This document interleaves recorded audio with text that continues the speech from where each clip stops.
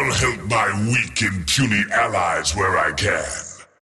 Ladies and gentlemen, my name is Esports Monies, ESM, Mac 10, whatever you want to call me, and today we're going to be going over my guide to jungling Wraith King. So, Wraith King is a pretty good jungler. He's one of the classic junglers. This guide's basically going to be trying to rush his Midas as quickly as we can, and I don't actually get it until about 7 minutes. There's a lot of RNG associated with jungling this hero. There were runs where I got a Midas at 545. There were runs where I got a Midas at 630. In playing around with this hero and testing multiple builds, but ultimately testing the build you're seeing the most, and because it's the one I like the most, and the one I find to be the most efficient, I found a huge amount of variability. So I'm warning you off the top, just off the cuff, this hero is very annoying in that sense. You will have games where you will have 7-minute Midases, and you'll have games where you have 6-minute Midases. But anyway, as far as skill build goes, you can get either crit or vampiric aura first, but the safer, more conservative, and just generally probably a better idea is to get your vampiric aura at level 1, and you're going to max your crit by level 7. At level 4, you can get a value point in your stun. In a real game, I would probably get a value pointed stun, but just for efficiency purposes here, I do get an additional, just for seeing how quickly I can jungle in this guide, I did get a second point in your aura. And even if you end up getting your point in your stun pretty late, like level 8 or so, it's not that big of a deal because having 1 point in your stun is really all you need for CC purposes. The stun does not scale. It's 2 seconds at all levels, so the damage increases, but the stun does not. So we're going to choke point the first camp like I typically do. It's very, very, very important that you stack this. Wraith King also has like a weird issue with either his hitbox or just the range of his hero. It might just be because the model's so big I found it hard to click around, but I actually messed up stacking that in a couple of my practice runs, so be careful about that. You're going to chop this white tree down, Iron Talon one of these satyrs, and then fight on. If you get a troll camp at this camp, I would say don't engage it and go to the next medium camp and then come back when you're like level 3. You'll have to miss a camp and you'll be running late, but it will slow you down drastically if you have to fight the trolls here. And if you do fight the trolls and you're below level 4, don't go for the skeletons. Kill the big one first. Don't try to farm the skeletons. As far as everything else, you pretty much just stack camps as much as you can and try not to die.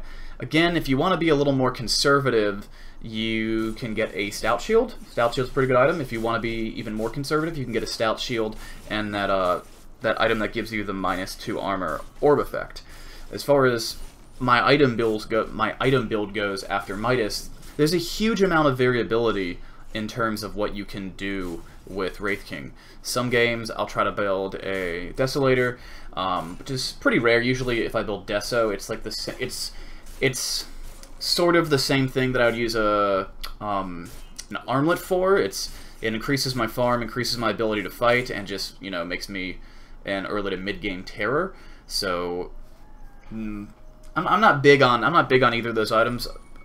They're both really good on the hero, but I prefer to get a blink dagger and set up kills, and then I'll get a blade. I want a blade mail and an axe. I think the hero is best built as a kind of utility. Obviously, you have some scary right clicks, but I think the hero is best used as a utility. A blink dagger, an Aghanim scepter, and a blade mail are, I wouldn't say requirements, but there's something that by the time the game is coming to the ultra late, you want those 3 items. The blink dagger scales really well because it always lets you set up.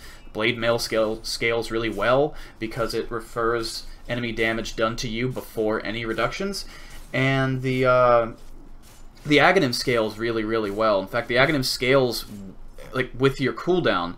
I don't know if this is a bug that was fixed, but I know in previous versions, if you died with your ultimate on cooldown and you became a Wraith Ghost, and your ultimate came off of cooldown during the Ghost duration, you could actually pop up and get a 3rd life.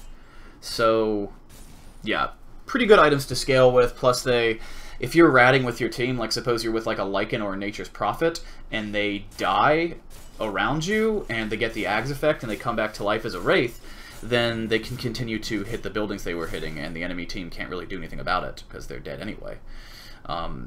So pretty cool stuff. So I generally go for those 3 utility items, and then if I'm really balling out of control and I have all of those items, or I went the other route and I got Deso and Armlet, my item after Deso and Armlet would be Assault Cuirass, and then my final items would be BKB and Heart. The BKB would be preferable if we're not dominating the game.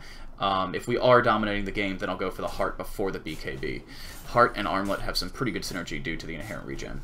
So thank you for following, thank you for watching this video. If you like this guide, please drop me a like, please subscribe, all that stuff. My name is Esports Money's ESM Mac10, whatever you want to call me. I hope you found this guide useful, and have a wonderful day. Peace.